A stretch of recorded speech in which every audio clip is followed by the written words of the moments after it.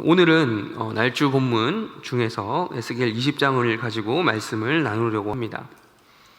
오늘 에스겔서 20장에서는 그간 날주 본문을 통해서 쭉 보신 분들은 아시겠지만 17장, 18장, 19장에서처럼 하나님의 일방적인 계시가 백성들에게 주어지는 것이 아닙니다.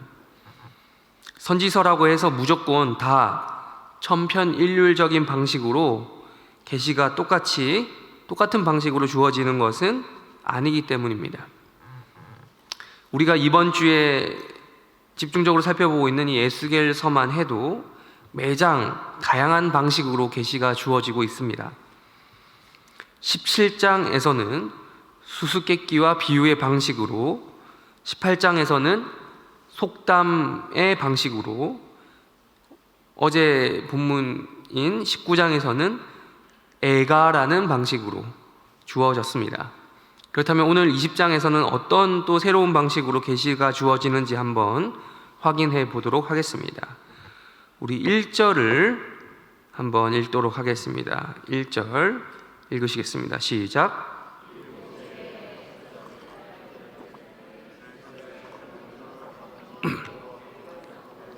안준이, 이번에는 하나님께서 먼저 계시를 주시는 방식이 아니었습니다. 이스라엘의 여기 장로라고 나오죠. 이스라엘 장로. 그때 당시 그러니까 지도자들을 말합니다. 정치적으로, 영적으로 지도자들을 의미하는 호칭이 장로죠. 지도자들이 하나님의 말씀이 떨어지기도 전에, 받기도 전에, 주어지기도 전에 먼저 하나님께 하나님의 뜻을 물어보려고 에스겔 선지자를 찾아왔던 것입니다. 어떻게 보면 상당히 하나님 입장에서 기특한 일이라고 볼 수도 있겠다라는 생각이 들었습니다. 아니, 얘네들이 먼저 알아서 나를 찾다니 기특하다, 이렇게 하나님이 반응을 보이실 수도 있을 것 같은데, 이것에 대한 하나님의 대답이 충격적이죠. 우리 2절과 3절을 아까 읽었지만 3절 다시 한번 읽도록 하겠습니다. 시작. 여호와의 말씀이 내게 임하여 이르시되, 인자야, 이스라엘 장로들에게 말하여 이르라. 주 여호와께서 이렇게 말씀하셨느니라. 너희가 내게 물으려고 왔느냐? 내가 나의 목숨을 걸고 맹세하거니와 너희가 내게 묻기를 내가 용납하지 아니하리라. 주 여호와의 말씀이니라. 하나님께서 에스겔에게 이렇게 말하도록 시킨 거죠. 너희가 내 뜻을 물어보려고 왔느냐? 내가 나를 걸고, 내 자신을 걸고 어떤 하나님, 신이라고 하는 그 위치, 그리고 그 존재를 걸고 맹세까지 하시면서 하시는 말씀이 너희가 나에게 묻는 것을 용납하지 않을 것이다 라고 말씀을 하신 겁니다. 이렇게 단호해도 이렇게 단호할 수가 없을 정도죠. 아니, 이렇게 알아서 하나님께 먼저 물어보려고, 하나님의 뜻을 물어보려고 왔는데, 기도하러 왔는데 기특해서 떡이나 하나 더 줘야 될 것 같은데 하나님은 도대체 왜 이러시는 걸까요?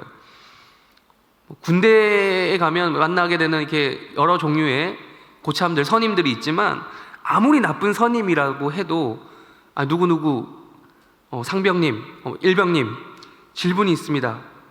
해도 되겠습니까? 하면 처음에는 안 돼, 그런 거 하지 마 라고 막을 수도 있겠지만 이내 곧 본인이 궁금해서라도 야, 뭐냐? 라고 물어볼 것입니다. 질문 자체를 막지는 않을 거란 말이죠. 근데 하나님께서는 지금 애꿎은 이스라엘의 장로들, 지금 이스라엘을 다시 한번 이 망해버린 이스라엘 공동체, 바벨론 포로 공동체, 이거 다시 한번 잘 이렇게 일으켜 세워보겠다고, 통치해보겠다고 하나님의 뜻을 구하려고 이렇게 에스겔을 굳이 찾아온 지도자들에게 한마디도 묻지도 못하게 입을 틀어 막으시는 걸까요? 그것도 자신의 존재까지 걸어가시면서 이들을 혐오하는 듯한 모습으로 일관하시는가 하는 것이죠. 그것에 대한 이유가 4절 이후로 등장을 하게 되는데 너무 기니까요. 우리 8절과 9절을 한번 읽도록 하겠습니다. 8절과 9절 읽도록 하겠습니다. 시작. 그들의 눈을 끄는 바 가증한 것을 각기 버리지 아니하며 애굽의 우상들을 떠나지 아니함으로 내가 말하기를 내가 애굽 땅에서 그들에게 나의 분노를 쏟으며 그들에게 진노를 이루리라 하였노라. 그러나 내가 그들이 거주는 이방인의 눈앞에서 그들에게 나타나 그들을 애굽 땅에서 인도하여 내어나니 내 이름을 위함이라. 내 이름을 그 이방인의 눈앞에서 더럽히지 아니하려고 행하였습니다. 아멘.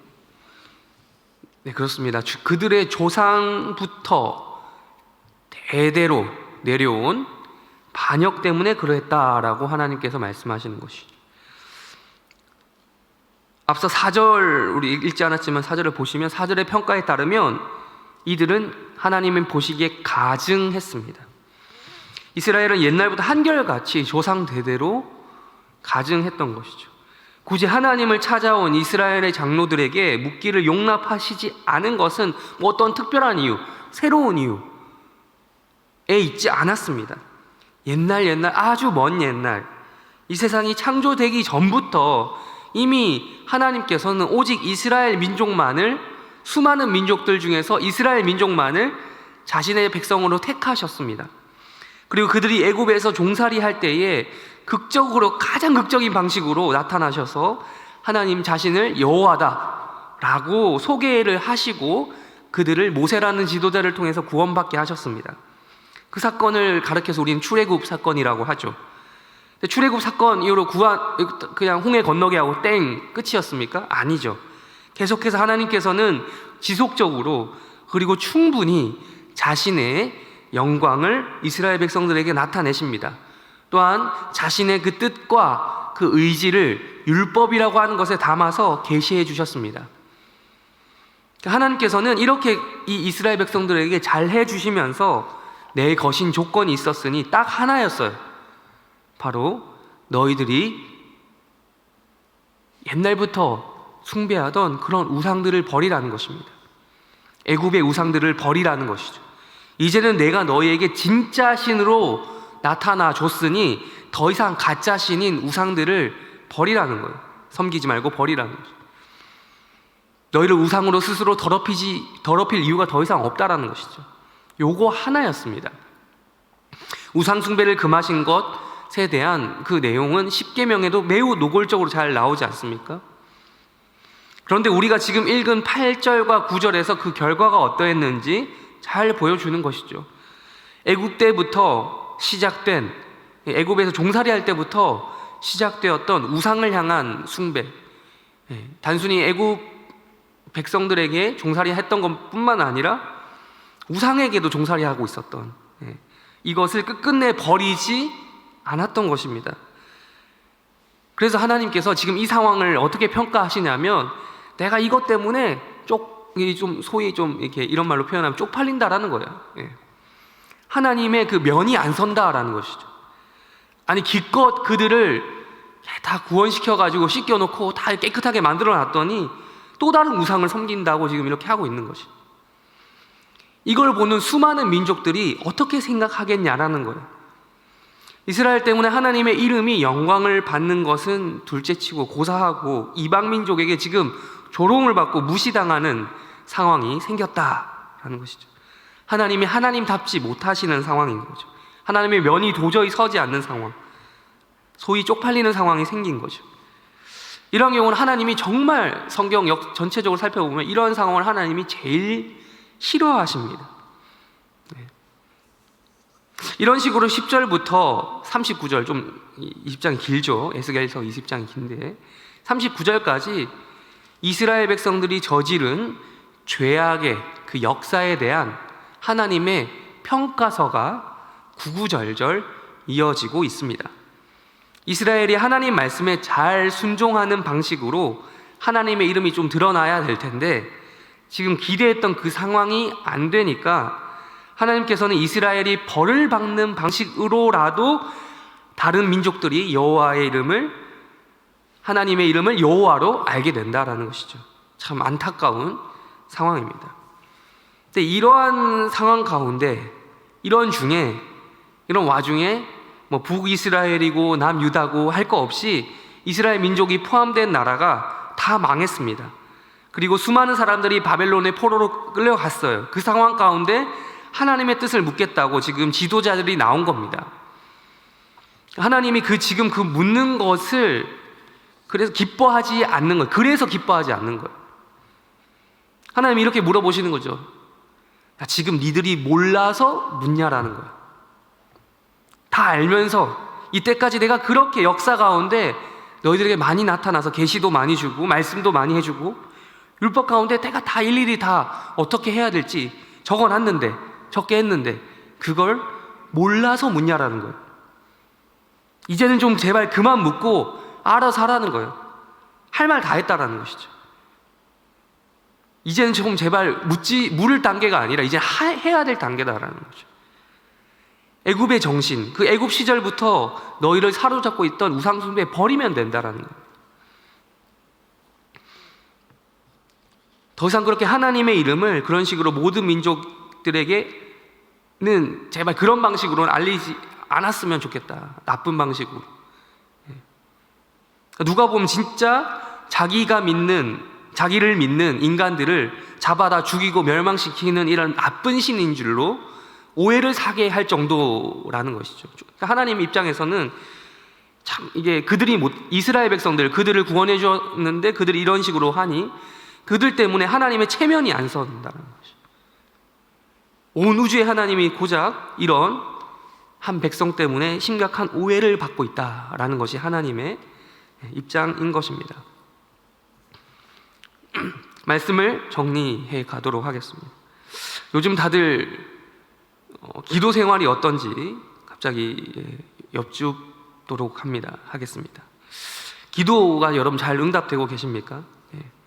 근데 오늘 말씀을 제가 잘 곰곰이 읽어보니 묻기를 용납하시지 않는 이상한 하나님을 보게 됩니다. 심지어 자신의 존재를 걸고까지 그렇게 말씀하시는 하나님을 보게 됩니다. 참 아이러니한 상황인 것이죠.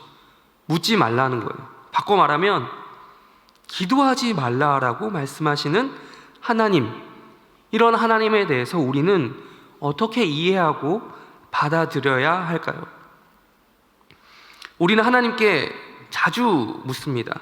자주 기도하죠. 새벽 기도 시간뿐만 아니라 시시때때로 기도할 때가 있지 않습니까? 매일 기도합니다.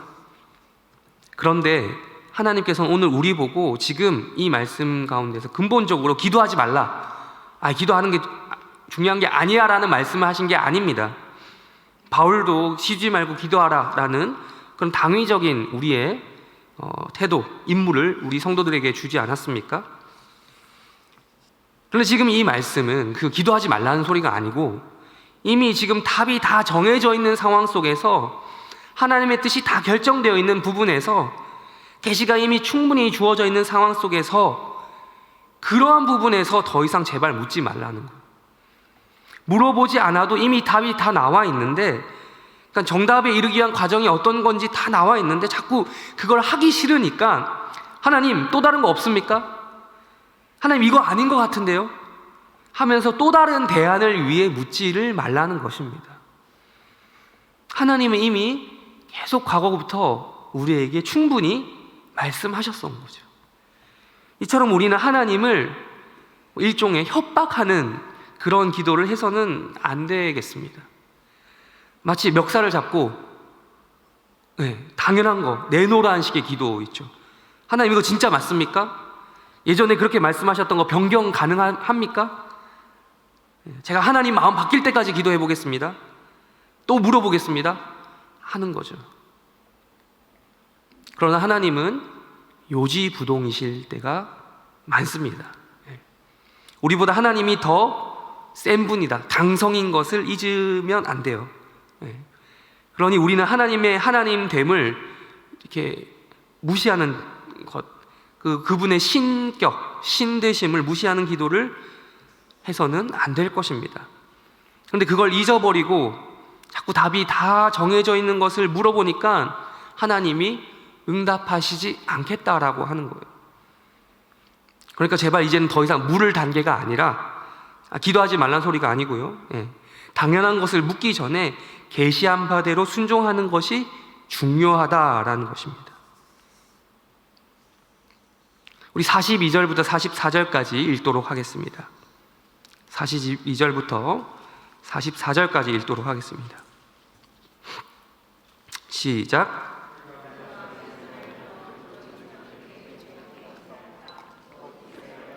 너희를 인도하여 드릴 때에 너희는 내가 여호와인 줄 알고 거기에서 너희의 길과 스스로 더럽힌 모든 행위를 기억하고 이미 행한 모든 악으로 말미암아 스스로 미워하리라. 이스라엘 족속아, 내가 너희의 악한 길과 더러운 행위대로 하지 아니하고 내 이름을 위하여 행한 후에야 내가 여호와인 줄을 너희가 알리라. 주 여호와의 말씀이니라. 네, 우리는 에스겔 20장을 마무리하는 중에 선포된 이 말씀처럼 이미 가나안 땅에 들어온 이스라엘 백성들처럼 이미 구원받은 하나님의 백성들입니다. 하나님의 백성들로 구원받은 자들은 굳이 아주 특별한 어떠한 음성이라든지 또 다른 특별한 어떠한 신비한 방식이라든지 이런 것을 경험하지 않아도, 듣지 않아도 이미 계시되어 있는, 성경에 기록되어 있는 수많은 하나님의 뜻, 말씀을 지키고 순종하는 데 애씁니다. 이 66권에 나와 있는 것만 지키려고 해도 평생 우리가 못 지키지 않습니까? 그리고 우리 그 말씀의 계시를 받으며 우리 자신이 느끼는 것이 가장 첫 번째가 무엇입니까? 내 안에 하나님 앞에 선한 것이 하나도 없다. 내 안에 악이 가득하다. 우리 자신의 악을 발견한다라는 거예요. 43절, 44절에서 말씀하는 것처럼. 그래서 그렇게 내 악을 발견하면 내 기도를 들어주지 않는, 응답하지 않는 하나님을 향한 원망, 미워함이 아니라 나의 자신에 대해서 미워하게 된다는 거예요. 하나님이 내 요청, 내 기도, 내 응답, 내 그 기도 안 들어준다고 해서 하나님을 미워하지 않는다라는 것입니다. 그리고 무엇보다도 하나님의 이름을 위해서 악을 행하지 않는다는 거예요. 그러니까 하나님이 아까 말씀드린 소위 말하는 대로 하나님을 쪽팔리게 해드리지 않는데 노력하는 인생을 산다라는 것이죠. 하나님의 명예와 체면 때문에라도 똑바로 살아보려고 노력을 한다라는 것이죠. 우리 모두 이렇게 바르게 기도해서 바른 응답을 받는 그런 해림교회 성도들이 되시기를 바랍니다.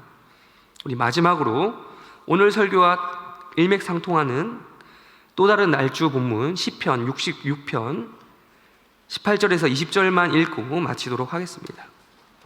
시편 66편 18절에서 20절까지 읽고 마치도록 하겠습니다. 함께 읽으시겠습니다. 시작. 내가 나의 마음에 죄악을 품었더라면 주께서 듣지 아니하시리라. 그러나 하나님이 실로 들으셨으며 내 기도 소리에 귀를 기울이셨도다. 하나님을 찬송하리로다. 그가 내 기도를 물리치지 아니하시고 그의 인자하심을 내게서 거두지도 아니하셨도다. 아멘.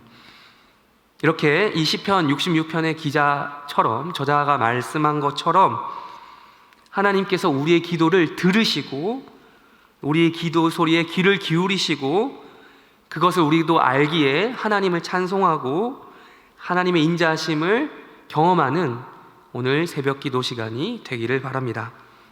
주기도문으로 기도하고 각자 개인 기도 제목 가지고 기도하시다가 때가 되면 돌아가시기 바랍니다. 기도하시겠습니다. 하늘에 계신 우리 아버지여, 이름이 거룩히 여김을 받으시오며 나라의 임하옵시며 뜻이 하늘에서 이루어진 것 같이 땅에서도 이루어지이다. 오늘날 우리에게 일용할 양식을 주옵시고 우리가 우리에게 죄 지은 자를 사하여 준 것 같이 우리 죄를 사하여 주옵시고 우리를 시험에 들게 하지 마옵시고 다만 악에서 구하옵소서. 대개 나라와 권세와 영광이 아버지께 영원히 있사옵나이다. 아멘.